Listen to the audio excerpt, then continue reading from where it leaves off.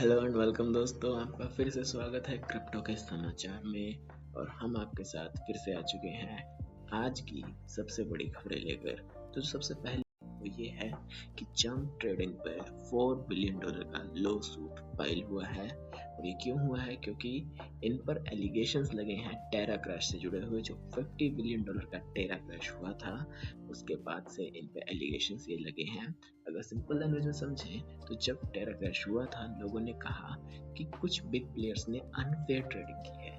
अब कोर्ट में केस चल रहा है और जंप पर बैड प्रैक्टिसेस का इल्जाम लगा है। और ये मैटर क्यों कर रहा है? ये मैटर इसलिए कर रहा है क्योंकि अगर कोर्ट जंप ट्रेडिंग के अगेंस्ट फैसला दे देता है तो मार्केट पर बुरा इम्पैक्ट पड़ सकता है और बिग फर्म्स की क्रेडिबिलिटी पर भी क्वेश्चन उठ सकते हैं।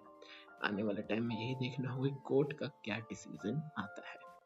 अगली जो न्यूज़ है वो है जापान के इंटरेस्ट रेट बढ़ाने से रिलेटेड।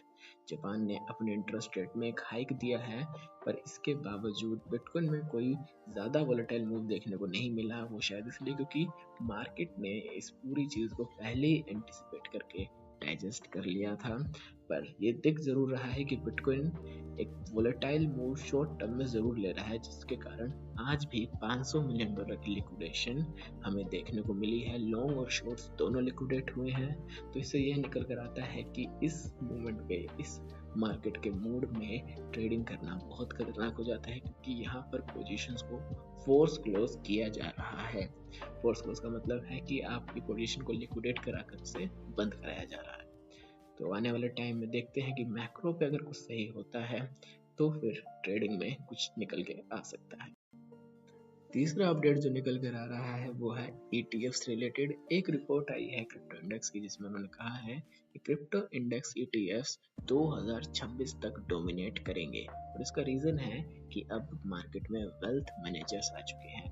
मतलब वेल्थ मैनेजर्स वो होते हैं जो आपका पैसा एक कोइन में ना लगाकर एक ग्रुप ऑफ कॉइन्स में लगाते हैं, ताकि वॉलेटिलिटी को कंज्यूम किया जा सके और उस वॉलेटिलिटी से ज़्यादा इफेक्ट ना पड़े। तो इसका सिंपल मतलब ये है कि instead of picking individual crypto tokens, wealth managers broad baskets लेते हैं, उनको प्रेफर करेंगे ताकि वोलेटिलिटी से बचा जाए।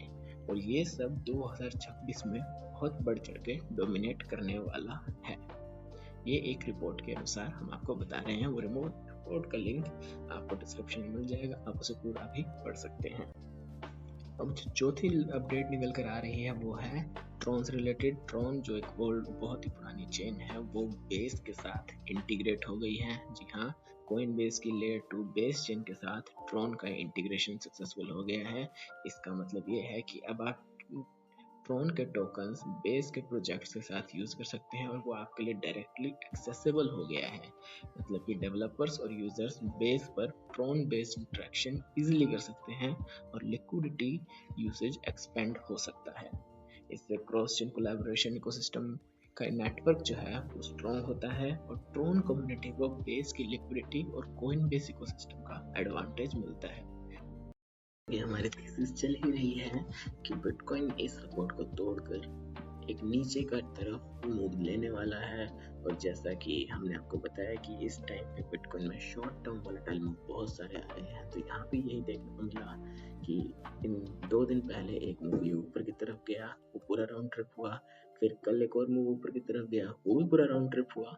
और आज भी एक मूव ऊपर की तरफ गया है और ये भी नीचे आता हुआ ही दिख रहा है। हालांकि बिटकॉइन ने अब तक हायर हाई नहीं बनाया है, जिससे कि अभी भी एक ये डाउन साइड मूव बना हुआ है। जो ये डाउन ट्रेंड चल रहा है, इसी को अगर ये फॉलो करता है तो यहाँ तक नीचे जाकर एक बाउंस हमें देखने को मिलेगा, जिस पर लॉन्ग ओपन किए जा सकते हैं। पर as I always suggest, always do your own research, always find your research credible more than any other's research। तो ऐसे ही तमाम अपडेट्स के लिए बने रहिए क्रिप्टो के समाचार के साथ, और अगली वीडियो तक के लिए मदारी साइनिंग ऑफ।